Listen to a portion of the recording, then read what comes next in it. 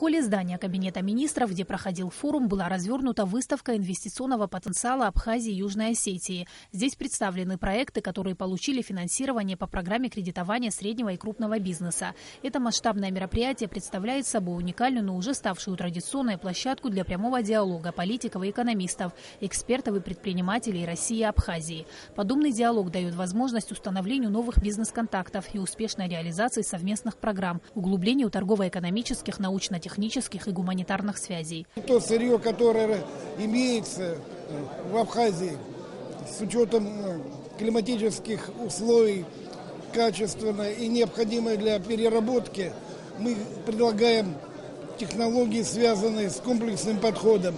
Что из себя представляет комплексный подход? Это связано с тем, что получение не только готового продукта, но в первую очередь получение концентратов, полуфабрикатов, ингредиентов, которые могут быть использованы в пищевой и перерабатывающей промышленности, а также биопрепаратов, которые могут являться основой для производства фармпрепаратов, и получение продуктов питания, которые несли бы себе не только здоровую профилактическую направленность, но в то же самое решение медицинских аспектов профилактики, диетологии и лечения. Открывая пленарное заседание, президент Рауль Хаджимба отметил, что год от года форум развивается, становится более авторитетным и ориентированным на достижение практических результатов.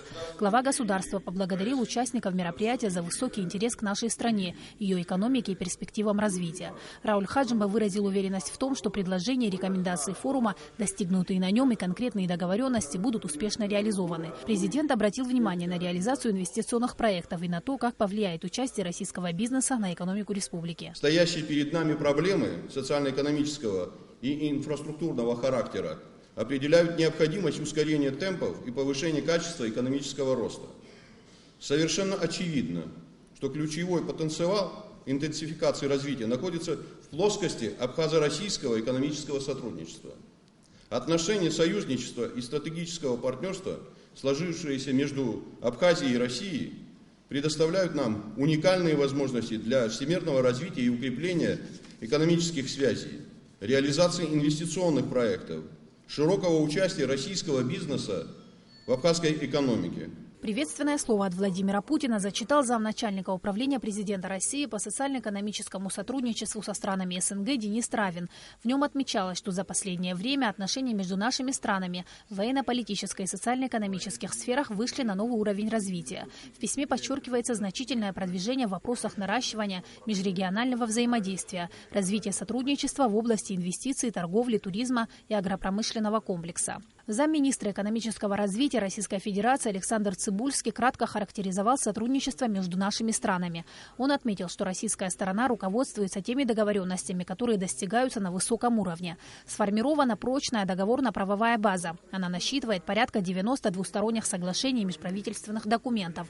Сегодня создается та база, которая может стать основой экономического роста. Александр Цыбульский обозначил ряд факторов, оказывающих непосредственное влияние на инвестиционную активность. Важно продолжать работу по формированию благоприятного инвестиционного климата и создавать благоприятные условия для потенциального инвестора, отметил Цыбульский. Наш форум, наверное, впервые полностью оправдывает свое название.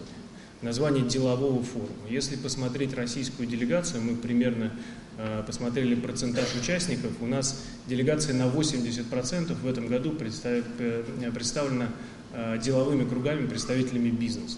Это очень важно, это говорит о том, что конкретные интересы российских предпринимателей теперь имеют возможность прийти в Абхазию, обсудить те вопросы, которые у них есть, и добиться каких-то договоренностей, установить новые контакты. Я уверен, что такой состав участников позволит решить все задачи, которые мы перед ним ставим. Это площадка для формирования новых идей, новых перспективных направлений сотрудничества.